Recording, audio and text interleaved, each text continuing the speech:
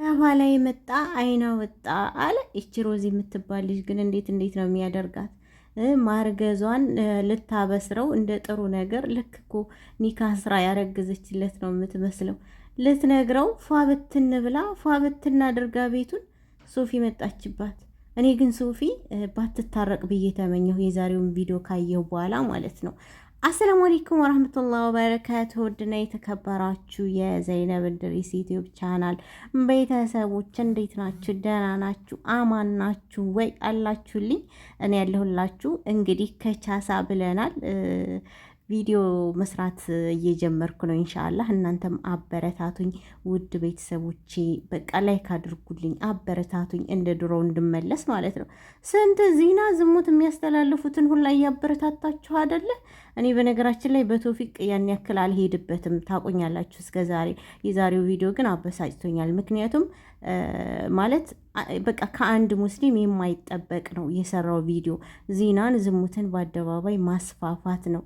ሁለተኛ ነገር ከባለፈው ሴቶች ራሱ ከባለፈው ስህተት ለምን አንማርም? ግዴታ አንዲት ሴት እሷ ላይ እስኪደርስባት አይደለም እንደዛ የሆነ እርምጃ መውሰድ አለባት፣ ከወዲሁ መጠንቀቅ አለባት።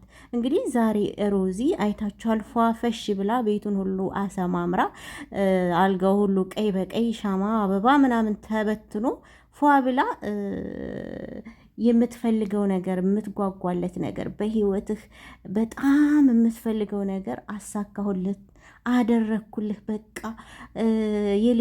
የልጅ አባት ላደርግህ ነው ምናምን ብላ ልትነግረው ማርገዟን እያለች ዳርዳር ስትል መስመር ስትይዝ ስትሽኮረመም ምናምን በሩ ተንኳኳ። በሩ ሲንኳኳ ማን ቢሆን ጥሩ ነው? ሶፊ ነች ማለት ነው። ዛሬ ደግሞ አይታችኋታል ሶፊን።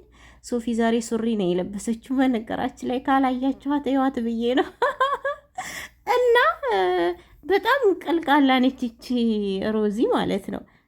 ሮዚ ግን ቶፊቅ ለሶፊ ያልሆነ ላንቺ ይሆነኛል ብለሽ አስበሽ ነው ማለት? ያኔ ያን ሁሉ ነገር ካሳለፉ በኋላ ወደኋላ መመለስ ባይሆንብኝም መጨረሻ ላይ ሲጣሉ ያለ ኒካ ነው የኖር ነው ብሎ ነው በአደባባይ ያሰጣት ማለት ነው።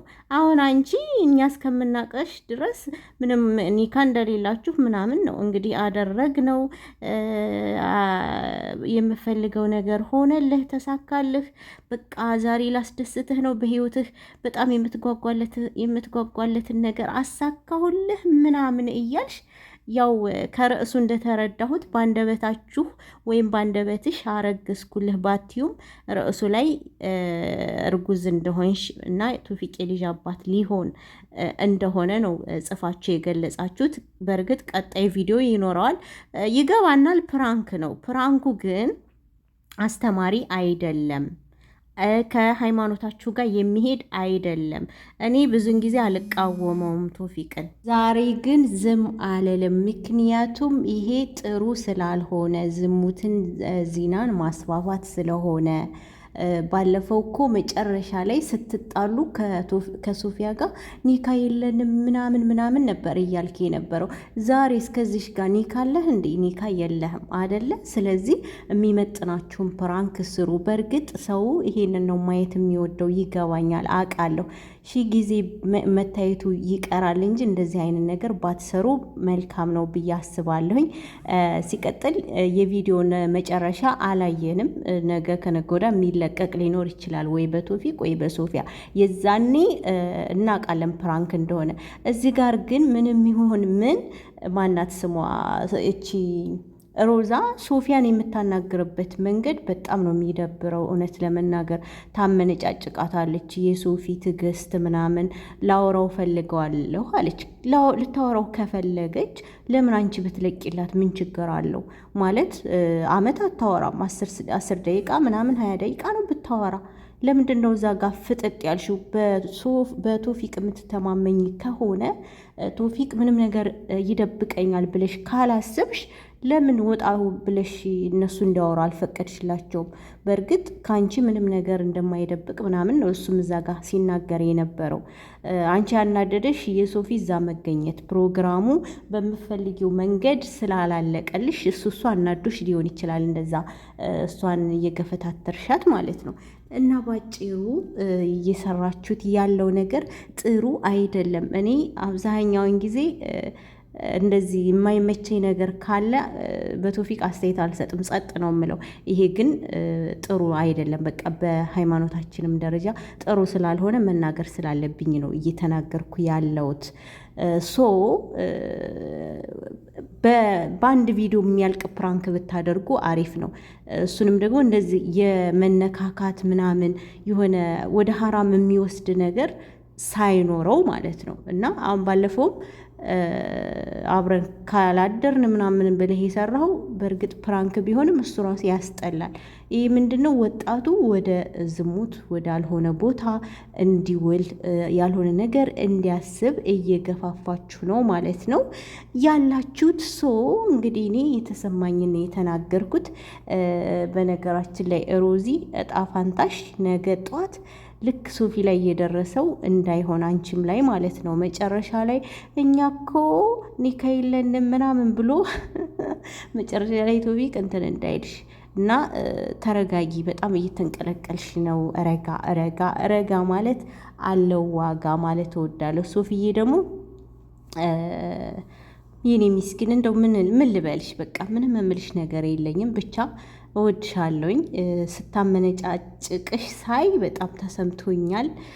ምን ነው ባልታረቀች፣ ምን ነው እንደዛ ሰላሟን እንዳገኘች ሰላሟን ይዛ በቀጠለች ብያልኩኝ ማለት ነው።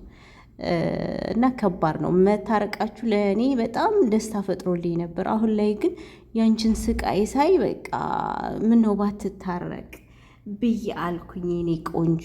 እና ይመቻችሁ። የነገውን ደሞ አይተን እንመጣለን፣ እንፈተፍታለን፣ ወደ ስራችን ተመልሰናል ማለት እወዳለሁ። ውድ ቤተሰቦቼ እናንተ ባያችሁት ቪዲዮ ምን ተሰማችሁ? አስተያየታችሁን ግለጹ። ቪዲዮ ላይክ አድርጉ። ወዳችኋለሁ፣ አከብራችኋለሁ። አቃለሁ ፕራንክ እንደሆነ አቃለሁ፣ ስራ እየሰሩ እንደሆነ ግን ደግሞ ምንም ነገር የሆነ በቃ ውስጣችን ከማይፈቅድልን ሃይማኖታችን ከማይፈቅድልን ነገር ባንሰራ ብዬ እንትን እላለሁኝ እመኛለሁኝ። እና ካየነው አንጻር ነው፣ በነገራችን ላይ ፈጥረን ምናምን አይደለም፣ ካየሁት አንጻር ነው እየተናገርኩ ያለሁት። ይመቻችሁ። ሰው ይሄን ነው የሚወደው። ግን አንዳንዴ የማያሳፍራችሁን ነገር ብትሰሩ መልካም ነው ብዬ አስባለሁኝ። በቃ ይሄ ነው ያለኝ አስተያየት። አላህ እኮ ፈቅዶልናል አይደል? ፈቅዶላችኋል። በተለይ ወንዶች እስከ 4 ችሎታ ካላችሁ እስከ 4 ፈቅዶላችኋል። እንግዲህ ሶፊንም እሷንም ሚስት አድርገህ በሐላል መቀጠል ትችላለህ፣ ሀራም ሳይሆን በሐላል።